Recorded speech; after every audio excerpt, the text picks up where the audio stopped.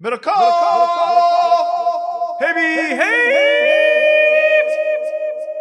His press conference was fantastic. I do want to talk for a minute about what comes next for Sean Payton. But Rap Sheet wrote a piece Sunday morning I went back and read that said Sean's on vacation. He's not returning calls. He is not committed to being the Saints coach for next year. He actually wrote in the piece, it's not uncommon for people to turn off their phone on vacation. Like, Sean couldn't possibly be ignoring the call. His phone just must be off, which, yeah, I think it is pretty abnormal to turn off your phone for a week. But well, anyway. When you're the CEO of a company, that's pretty abnormal, right? But I thought it was very clear listening to him talk, John. I would expect him to coach again. I expect him to work in TV this year. I think Rap Sheet wrote he's walking away from like $45 million by not coaching the Saints.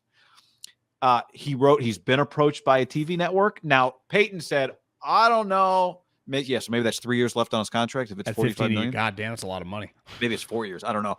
But Rap Sheet said that he'd been approached, Sean Payton, by a TV network before the season was over. Payton said, I don't know anything about that, but in his press conference added, but I think I'd be pretty good at it. So it feels like we're getting Sean Payton on TV this year. And after watching that press conference, I think that'd be a fantastic thing. He is really good on the mic. Monday Night Football written all over him? Monday Night Football, if Aikman there was the report the other day that if Amazon's going to try and take Aikman, I think they'd be crazy. I mean, Fox, him and Buck, maybe he goes to Amazon. Maybe he goes to Monday Night Football. Maybe he goes to a Manning cast. I don't know what his desires are, but I think he'd be fantastic on games. Before I unfollowed like Marchand, the media people that write about media, I'm like, I can't. It is such a waste of my energy to even pretend I give a shit about the media stuff, even though sometimes I do like it, but I hated following, so I unfollowed him. They did a podcast maybe 2 weeks ago or a week ago. They're like, is this crew's last game on Monday Night Football? Like, I think the industry thinks like that crew ain't coming back on Monday Night Football. You know? Wonder who. I saw Jason Barrett, the emails we get on the mass emails. The guy that used to run Monday Night Football forever, I think, like with Gruden and even Madden, said that it was the most embarrassing broadcast he's ever seen. Like, it's an embarrassing product to put on Monday Night Football. I wonder, did he talk about what specifically he found embarrassing about it? I just saw the headline. I was like, I don't even want to click. I would love to. I did click, and then I got too carded, and I was like, I'm not even. That's interesting. Well, I mean, everyone's trying to find a job. They don't have star power, right?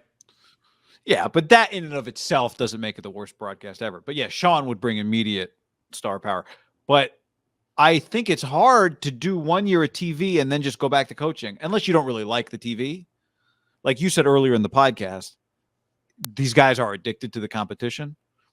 But I think 1 year of TV is probably fun enough that maybe you do it for 2 or 3 years. But it does feel like the Cowboys. I mean, your first guess was the Cowboys when we were texting about it. And I saw everyone and their mom had some version of a GIF about what Mike McCarthy should be thinking right now. I just think there's a lot of coaches on notice around the league right now, right? If you got hired in the last 2 years, if you're getting hired this year, you're on notice. Because every coach that's getting hired this year, their team would rather hire Sean Payton than them. And so if Sean's suddenly available next year, it's like, whoops. I could see this going 2 years. Once you get to like the 5 year mark, you're probably never coming back. But like, I could see the 2 years. Like you said, if he's giving up a ton of money, he has made so much cash. He has made, but he's so rich. He is so rich. It's not even, it's just to keep the money flowing. The offers, though, from the NFL, like, we want you to run the organization, and here is $100 million, right? Here's 6 years, $100 million. Or just, like, that's his going rate. His going rate is super high. I think if you're Sean Payton, you are coming back for an opportunity with a specific quarterback, first and foremost. And then they have to pay you what you're talking about. Yeah, watching him today, like I think Drew Brees leaving him, he was never the same. He didn't enjoy it.